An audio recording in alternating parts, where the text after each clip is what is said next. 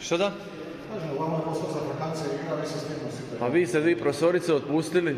Zašto ste ih otpustili? Aj recite nam. Evo danas vam je gospođa Pedišić potvrdila da humanitarna pomoć je zatajna i da niste dali bolesnom djetetu novce. Kako vas nije sram? Već sam vam rekao. Kako vas nije sram? Ja sam vama već rekao. Jel vas sram? Ste vi sramota. Jeste li vi, jel vas sram zbog toga što ste dvije profesorice bezakonito otpustili? Jel vas sram zbog toga?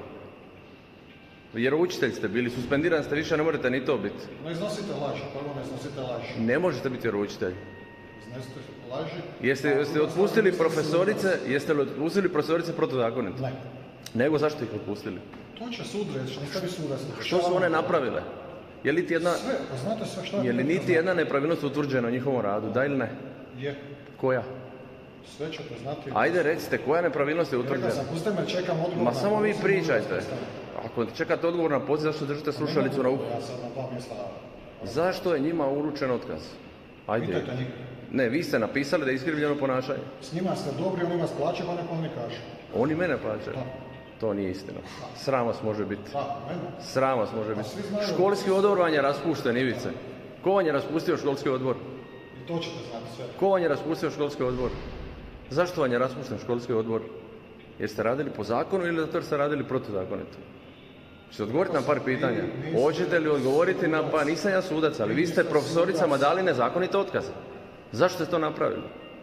Što je s humanitarnom pomoći? Svi vam nešto optužuju, vas svi nešto, a vi ništa krivi niste. Je, svi nešto optužuju, a niko ne pita ništa što treba pitati. A di je novac od humanitarne pomoći za teško oboljelo dijete od raka mozga? Pitajte Ančela, ona je to radila, ne ja. A dobro, vi ste ravnatelj, vi ste zatajili humanitarnu pomoć za teško bolesno dijete. Kako vas nije sram? Jel imate stida uopće zbog toga? Pitajte njih. Da li imate stida? Alo, ja vas pitam, jel imate stida ili nemate stida? Nemate. Imate. Pa recite nešto, ispričajte se tim ljudima, odnesite im novac. Ja ne sam vama ispričavati, nama se zašto Ma nemate se vi meni što ispričavati. Vi se trebate ispričati ljudima i toj bolesnom djetetu kojem niste dali novce. Jeste vi to nešto, neki drugi način izvukli, ja ne znam. Ali ove odvjetničke usluge i sve što radite ukazuju na to da radite protuzakonito. Slobodno, sve u redu, samo vi provesti. Znači, gospodine Kero, zašto ste dali profesoricama Vulin i Škari otkaze? Odgovorite na pitanje. Je li problem odgovoriti na pitanje? Odgovorite javnosti, meni. Ne, vi trebate... Vi ste plaćeni za koje svi sve znaju zadnje. Vama nema što odgovarati. Apsolutno nemate ništa za vrijedno da bi se čovjek vama opravdao, nego.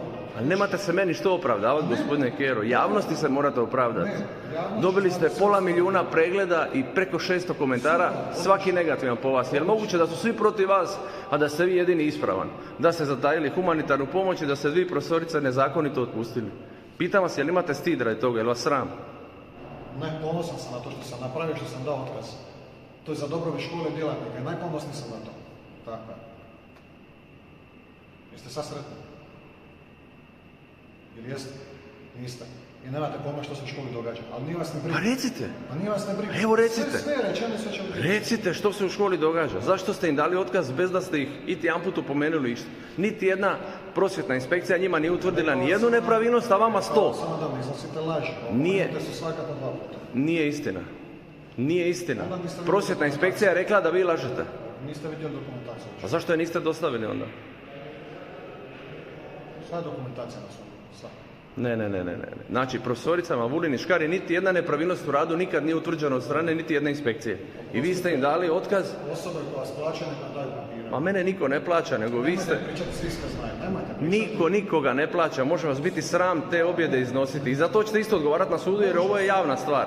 I za to ćete odgovarati na sudu. Kao što ste optužili profesora Vulina i Zrinku Škaru, isto tako rekli ste im da su ništa, da su nikakvi ljudi. I to ste poslali na više email adrese. I radi tog ćete vjerojatno biti osuđeni. Jer klevećete ljude, jer vas sram radi toga što radite. Vi nemate stida očito zbog toga što radite. Znači, izjavili ste da ste ponosni što ste im dali otkaz. Jesam. Jako ste ponosni. Jesu vas to učili tamo na Bogosloviji gdje ste studirali za vjeroučitelja?